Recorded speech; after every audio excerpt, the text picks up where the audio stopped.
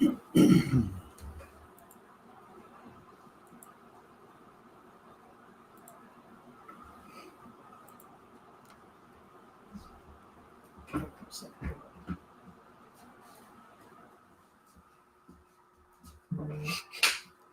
everyone. It's Cassandra Williamson, and sorry for that interruption. I got this massive cooling system behind all this. Had to get up and change it. Turn it off. All right. So, what do we want to talk today about on the path forward? It is 6 p.m. here on the Eastern Time Zone. And so, earlier this afternoon, actually just a few minutes ago, probably, you received an email from me that was about the Pete Hegseth doctrine, the origins of his doctrine, stuff like that. Just read it. It's a pretty interesting read. It delves into his belief systems, everything about where he came from, and his time at Princeton, where he graduated in 2003, where he was also the editor of the Conservative Tory, which is a conservative newspaper for Princeton. And he was the editor for that. And he wrote several different articles. One of them happened to be about preserving Western civilization and protecting it from diversity, equity, and inclusion kind of thinking, that kind of stuff. Okay. That's what he wanted to do, is protect it from all of that. And let me see if I can pull up my other page. And I got something here I want to show you. So I'm going to share screen for just a second. Now, this is taken from the report. Okay. Share. There we go. So hopefully you can see that. I'm going to blow it up a little bit. Maybe you can with that. Okay. So I'll read it first as well. So this was from the report that I wrote earlier today, okay, on Pete Hegseth's doctrine. Pete Hegseth's academic career at Princeton University, where he majored in politics and graduated in 2003. As a Princeton Tory, I got that wrong. The Princeton Tory, conservative student newspaper, and under his leadership, the publication explicitly aimed to defend the pillars of Western civilization against the distractions of diversity. That was in 2003, folks. This was a young man in college, graduating from college in 2003 at the Princeton Tory, writing this stuff here. So what was going through his head then? Why was it such a big deal to him then? Well, let's go a little bit further. Later on, as editor of that, he co-authored another story down in the bottom down here. Okay, so this early rhetoric, framing diversity as a distraction, offers a striking parallel to his later and now official criticisms of DEI initiatives within the military. He co-authored in the Princeton Tory, declaring homosexual lifestyle is abnormal and immoral. This statement provides an early and unambiguous indication of his socially conservative stances, which have continued to manifest in his views on LGBTQ plus veterans or service members. So we see an awful lot of what Pete Hegseth is doing and where he came from. And a lot of this is based upon his religious views. He has a very conservative religious perspective. Now, notice I'm saying religious. I want to be very clear. When I say that, I don't mean one particular religious perspective. For him, it was. For Hegseth, it was Christian nationalism. Look it up. Christian nationalism is an extreme version out there that is promoted by Christopher Rufo, Matt Walsh, other talking heads over there in a ditch on the right. So, and also, by the way, it's also being pushed by Dr. Kevin Roberts of the Heritage Foundation. And, you know, in that report about the doctrine of Hegseth's doctrine, well, we talk about Project 2025 too, and his input into it. So there's a lot of stuff in Hegseth's background to kind of point us into what's going on and how to how to see things and how to understand it and how to kind of get a grip on where all this stuff is going. But if you want to learn more about that, you can go over to my website. Let me see if I can pull it up here. And I'll put that up top so you can look at it. I'll show you where you need to go to find this stuff, okay? So I'm going to share screen again. Hold on. Here we go. And there. This is the front page. All right, Cassandra-LLC.com. Go there, check it out, click on the menu button. You can go down through here and check out the blog and all this kind of stuff. And the deep research is in the deep research section, but you have to be a paid subscriber to get to that. Okay. You can get the blog. It'll read all of it as well. Talk about it. There's a lot of stuff there. Go check that out. Get on that website and check it out. There's a lot of things for you to see there. So let's see. Let me stop sharing the screen. So Pete Hegseth's origins and his belief systems come out of Christian nationalism. And whether you want to deny that or not, or whether you support those beliefs or not, fine. That's fine. But you have no business pushing those things on the rest of us, particularly when you're using your religious views to run the country. And I know that's what Christian nationalism is all about. They've been talking about it forever. That's what I was involved in that stuff many decades ago, back when I was a young man about Hegseth's age. Younger. So I was involved in all that stuff too. I know you'd go do these things because, you think that's what you ought to be doing. And you want to approach things from a literal, realize that nothing in the world is actually literal. It is gray, multicolored, and not black and white, or not just black and white. There are nuances to everything in the world. But Hegseth's formative years were spent talking about Western civilization, its decline, and associating it with diversity. And he really got that wrong. For those of you who don't know, you can't escape diversity. You cannot escape diversity. You can look out the door and look to your next door neighbor, and you can see that person doesn't look like you. And it could be the physical characteristics. It could be skin color, hair color, texture, any kind of number of things, build, height, shoe size. That person doesn't look like you. Therefore, you're diverse. There's a diverse representation of what a human is. And you go to the next house and there's a woman and a kid in there, and they're from Polynesia, speaking Polynesian. And here we are with another example of diverse, what it means to be diverse. Those are characteristics that you can do nothing about. That's what makes us all unique. Diverse could also be used, another way to describe it would be unique. But instead, they use it in a way that's derogatory. They say all this conversation about diversity is a distraction. That's what Hegseth said. It's a distraction. No, it's reality.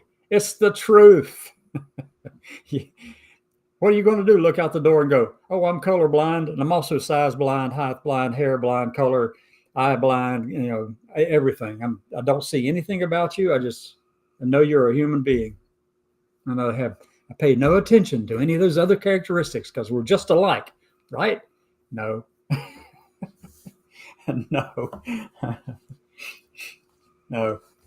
That is a horrible way to look at diversity. Now, the challenge that they actually do face is how do you move from understanding and appreciating that diversity and then moving into being inclusive?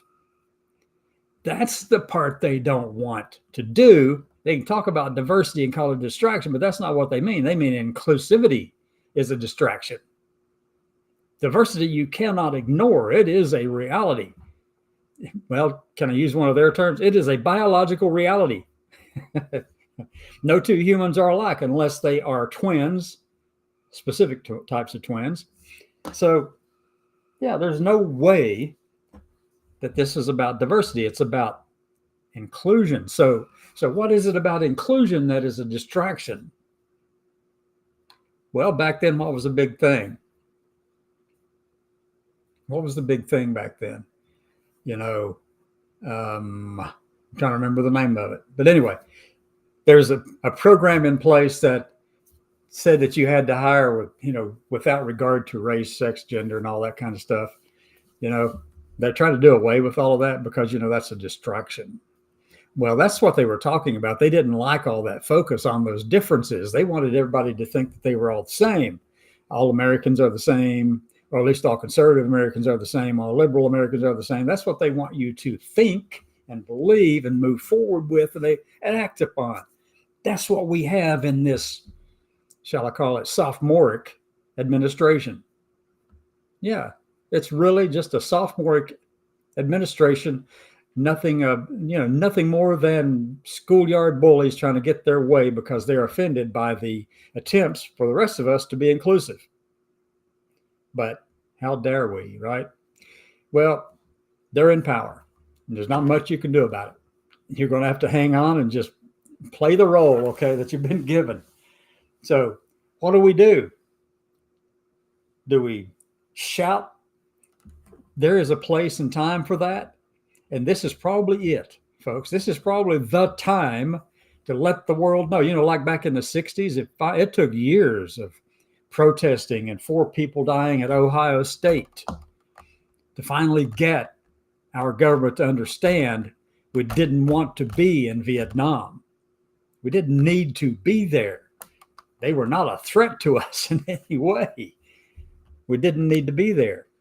But yet, those who went did so honorably and did so with, well, not much support from people back home. Initially, they did.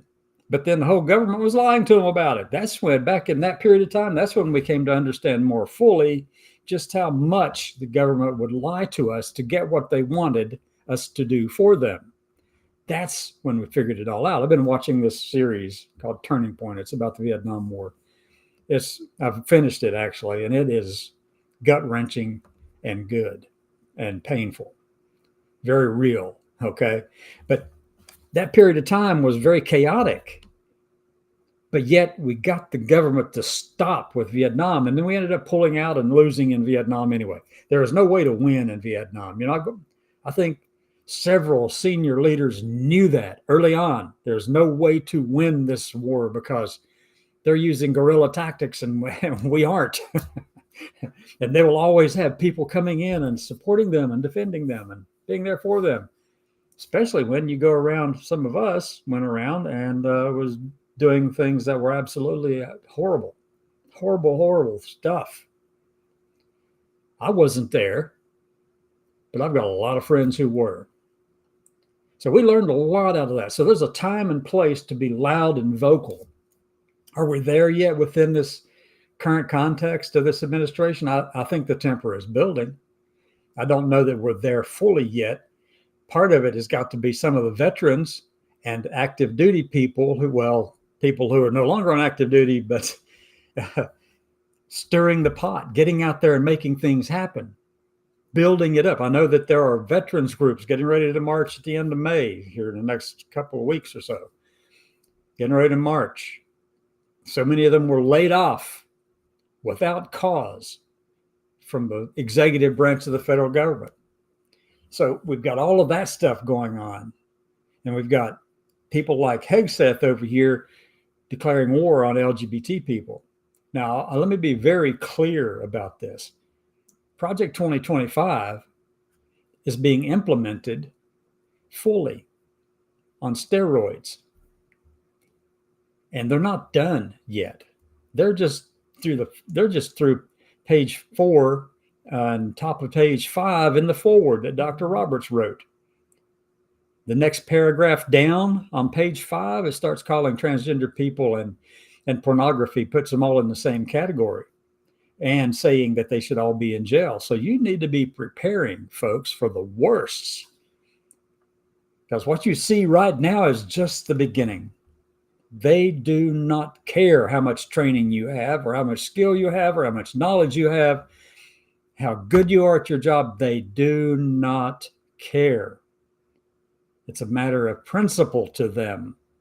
It's a matter of their faith to them. No matter what you say or how good you are, they'll just call you the devil in disguise and kick you out. And then they'll make every effort they possibly can to round you up and put you in a pen somewhere. So you need to be prepared for this stuff, folks. You need to get your act together. If you don't have your stuff together right now, it's just about too late. But those of us who can, and those of us who are doing it, need to continue to be loud and vocal and let people know what's going on in this administration, try to warn them and to help people see, to pull the wool off their eyes so that they can see clearly what's coming their way. Right now, we've got a lot of people who are pretending that, oh, it's not going to be much worse. Oh, boy. You're going to have to read the introduction to Project 2025, the mandate for leadership, a policy document put out by the Heritage Foundation. See if you can find it and read it. Don't buy the darn book. They don't need any more money. But read the PDF document of it. This stuff is not letting up, folks. They're going to go after gay marriage. They're going to go after, I should say marriage equality. They're going to go after any of LGBT people with kids and families because they don't think you should have kids. There's people who are going to be fighting all of this. This stuff is going to end up in courts and go left and right with the courts, and people are going to go back and go, well, we got some of it through. And that's the whole idea. If they can get some of it through, then they can go the next step a little bit later and the next step a little bit later. That's the way this works from the State House to Congress. It's incrementalism. One thing at a time. One step at a time. Planned. Orchestrated, just like they went after Roe v. Wade for the past 50 some years. They've been wanting to get rid of that, and they finally got all their ducks in a row and got the people in place that they wanted, and they were able to overturn it. It won't take them long to figure out how to go after marriage equality. It won't take them long to go after gay and lesbian and trans people with kids. Because that's the next paragraph on page 5 in the foreword that Dr. Roberts wrote. And that, I think there's like 9 pages, maybe a little bit more. I don't know, a few. There's more than that, covering a lot of other topics. But I mean, those are the first things he covered. Without, coming right out of the gate, the first thing he covers are going after, all the evil things. These are the words he wanted to delete from the whole of government. I mean, that's at the bottom of page 4 to top of page 5. In that introduction, the things he wanted to delete: gender ideology, everything to do with all of that, transgender, sexual orientation, all of it, folks. Abortion access, deletion, research associated with any of those things, deletion. You don't want to deal with that. You don't want to hear it, folks. That's what they're doing, and they're doing it in spades, and it's on steroids. And they haven't even made it to the bottom of page 5 of the introduction yet of the Heritage Foundation's policy document, Project 2025. That's just on the first 4 pages of it. And the page number 1 is just title and name. That thing is atrocious, but they are implementing it. And you need to be ready for that.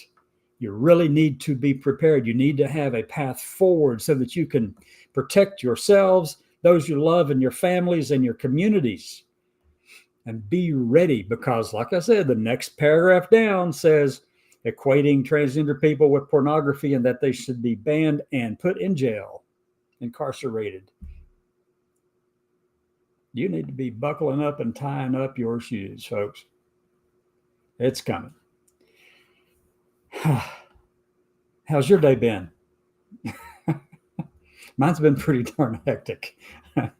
Anyway, with that, I'll call it a day and see you tomorrow at 6 on the Path Forward. This is Cassandra Williamson, and coming to you from a holler in Eastern Kentucky. Bye now.